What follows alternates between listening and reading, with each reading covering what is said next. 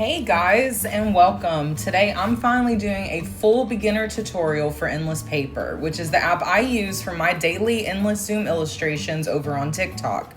If you've seen those infinite zoom drawings online and wondered how people make them, this app is honestly one of the easiest and, in my opinion, most fun ways to do it.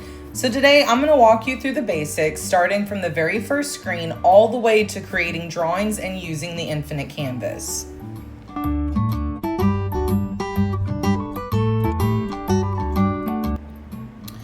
When you first open Endless Paper, you're going to see this canvas menu. At the top, you'll see featured canvases from other artists. I definitely recommend checking these out because people have made some really incredible projects with tons of really cool hidden details that you can zoom into.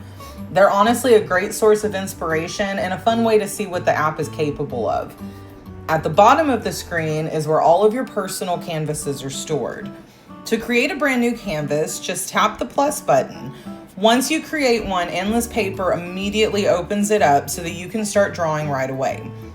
If you want to return to the canvas menu, you just tap the Endless Paper logo in the top right corner.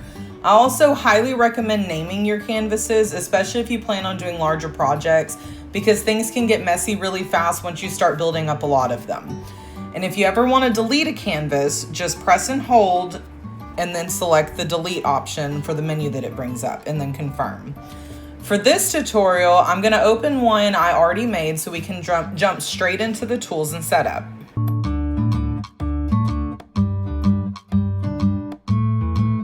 Before we start drawing, let's go over the canvas settings and customization options. Inside the setup menu, there are several different things you can play around with that are all organized in little sections. First is the brushes section. This is where you can enable ruler snapping and preview stroke with pencil hover. Next are the assets. Here you can enable rotation snapping and transparency aware picking, which both work with the Lasso tool specifically. Then we have layers. This is where you can turn layers on or off and even rename them to keep your project organized. Next is bullets. You can toggle bullets on or off and even adjust their spacing and their size.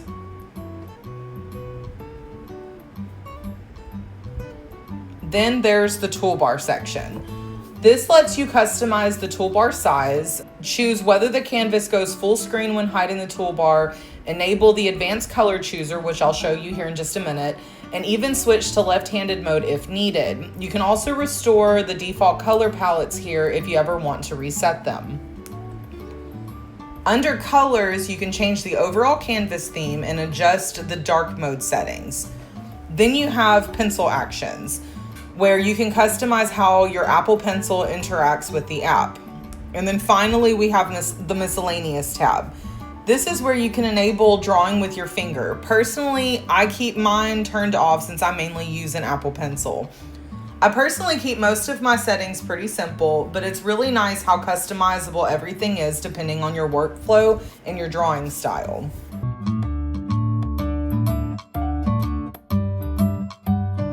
Okay, so the next thing I want to talk about is the color options. There are two main ways that you can choose your color in Endless Paper.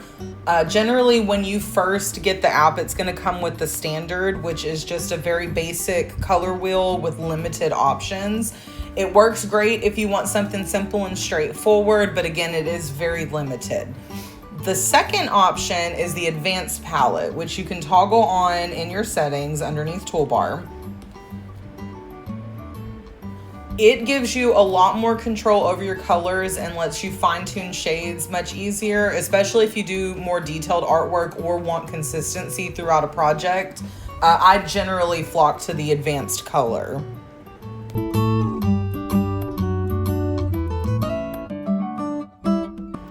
Okay, now let's get into the tools. Endless Paper has 6 main tools plus the ruler tool.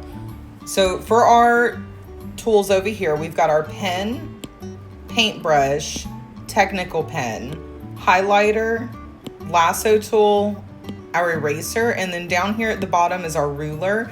This can be paired with any of our 4 drawing tools. Each brush behaves a little differently, so let's go through them one by one. All right, I'm gonna move this canvas over to the side just so we have some clean working space.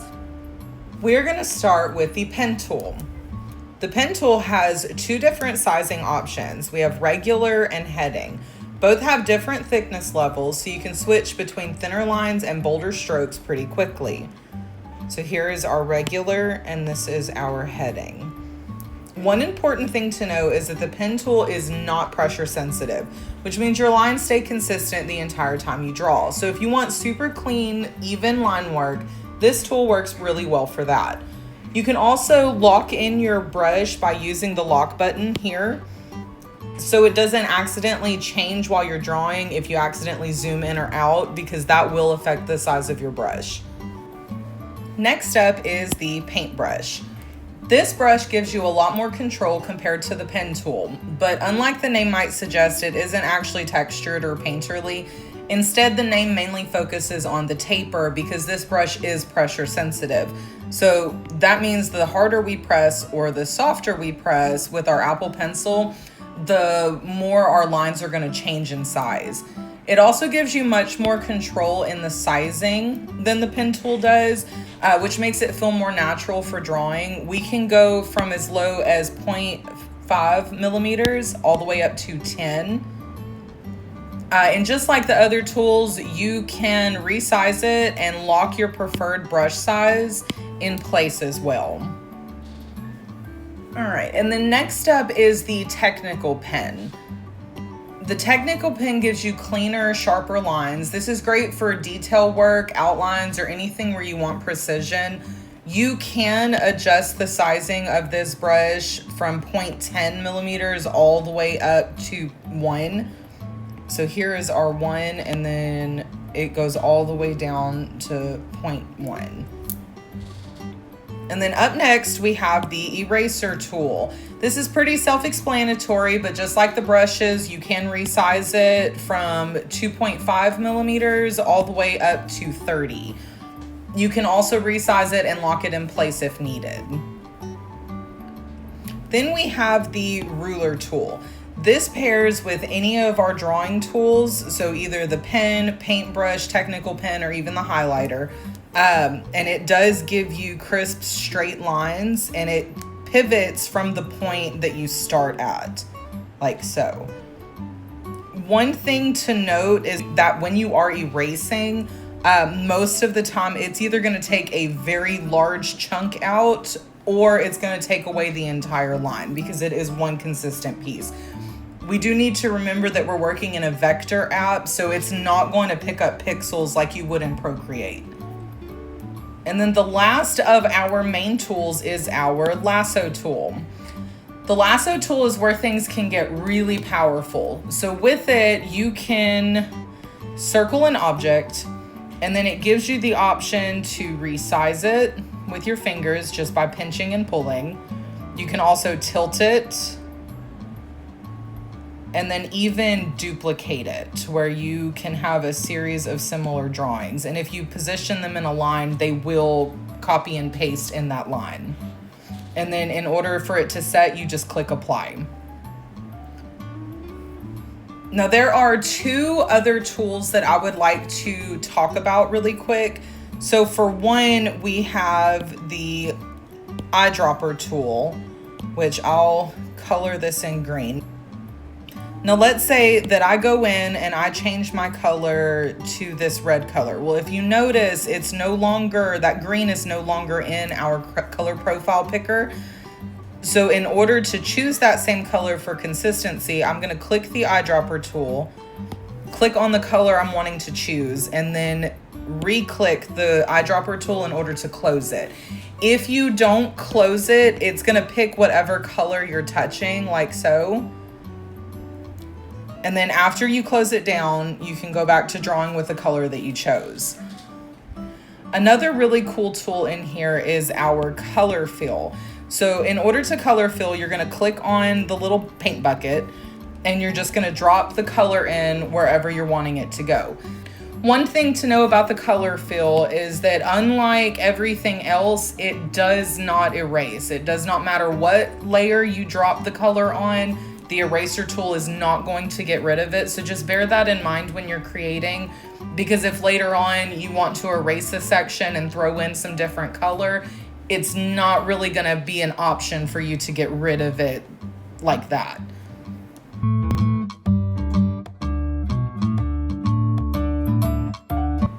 Now let's talk about layers. Endless Paper keeps layering very simple compared to some other art programs.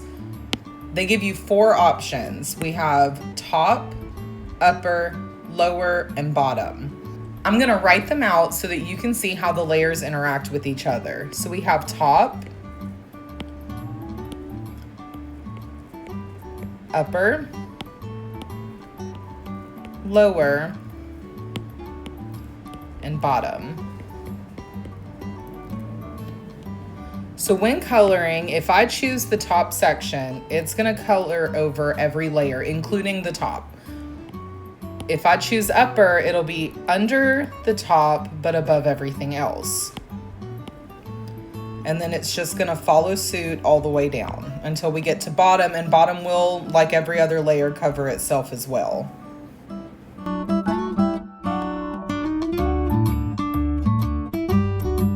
I also want to talk about the little red bookmark at the top left of our screen. Because Endless Paper is infinite zoom in and out, it's very easy to lose things.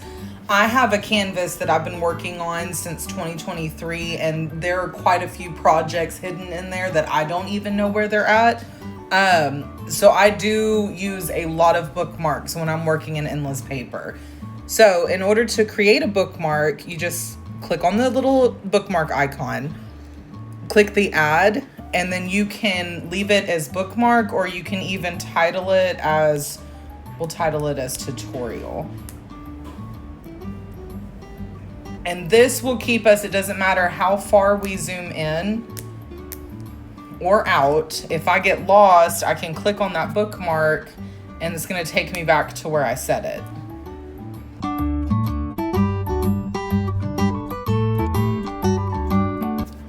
And now for the part everyone comes here for, the infinite zoom. This is honestly the coolest feature in Endless Paper.